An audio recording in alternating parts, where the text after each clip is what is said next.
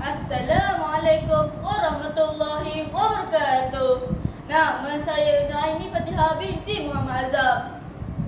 Hari ini saya ingin menceritakan tajuk yang bernama Kemanisan apabila bersifat sabar. Bersabarlah apabila ditimpa kesulitan dan berbaik sangkalah kepada Allah dengan ujian yang diberikan. Sudah lumrah manusia walaupun ramai tidak mengetahui maksud dan kelebihan bersabar, mereka sering lupakan dan untuk mengamalkannya. Masakan tidak apabila diberikan dugaan, rata-ratanya akan mengeluh, malah marah-marah. Lantarannya tidak tahan diuji. Namun ketahuilah, setiap kesukaran hidup yang Allah berikan adalah seiring dengan kemampuan mereka untuk menghadapinya. Bahkan Al-Quran menjelaskan pelbagai kebaikan dapat diraihkan di dunia dan di akhirat oleh insan yang bersabar, tidak kira sama ada mereka miskin atau kaya. Ganjaran kepada orang beriman yang memiliki sifat mahmumat tersebut cukuplah indah, cukuplah menakjubkan dan indah. Beruntunglah golongan itu apabila dijanjikan kejayaan, kebahagiaan syurga yang indah dan terhindar daripada siksa api neraka. Firman Allah dalam surah Al-Baqarah ayat 153. Sesungguhnya Allah bersama orang-orang yang bersabar. Begitulah sayangnya yang Maha Kuasa, sehinggalah orang yang bersabar dijamin tidak akan rugi. Apakah kemanisan lain jika seseorang menghiasi diri dengan sifat sabar? Mengupas lanjut mengenai sifat mahmudah itu, pendakwa Ustaz Muhammad Hassan Adli Yahya atau dikenali sebagai Imam Muda Hassan memetik kata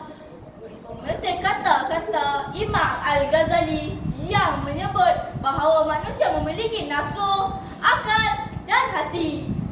Jelas beliau, tiga elemen itu sebenarnya tidak boleh dilihat dengan mata kasar, tetapi ia ada di dalam diri kita. Hati itu ibarat raja di dalam diri. Akal pula penasihat kepada hati.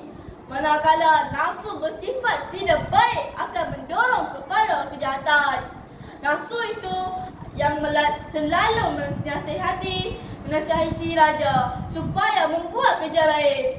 Oleh sebab itu, dalam memenangi nafsu, iaitu musuh dalam diri, perlulah ada sifat sabar.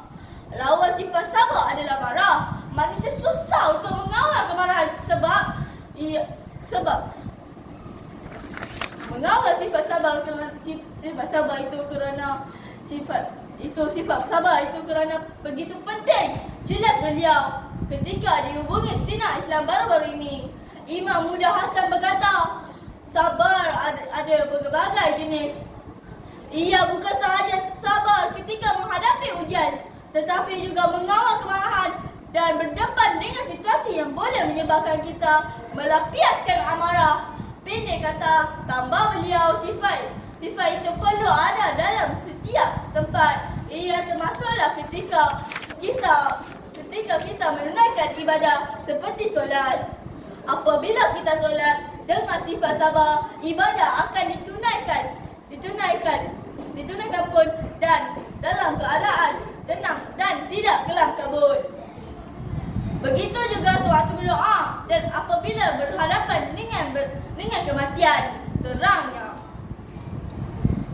Dalam pada itu, beliau turut mengingati bahawa selain sifat mahmudah itu, sabar juga sebenarnya merupakan antara salah seorang nama anak iblis. Sabar anak iblis itu bukan seperti sifat sabar, tetapi dialah sebenarnya yang memainkan peranan untuk menjadikan anak cucu Nabi Adam supaya tidak bersabar. Sabar anak iblis itu musuh kita, tegas beliau. Perkongsian ilmu Imam Muda Hassan tentang topik sabar semakin